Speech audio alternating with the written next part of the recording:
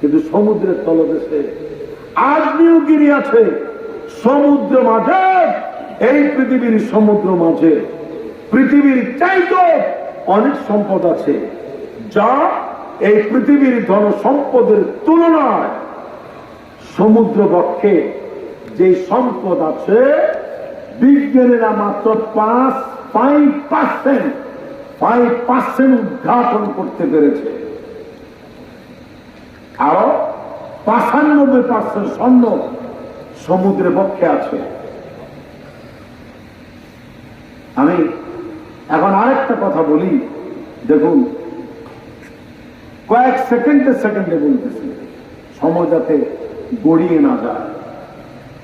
বিজ্ঞানীরা বলেন, এই পৃথিবী মাঝে যেই পরিমাণ স্বর্ণ মজুদ আছে পাহাড়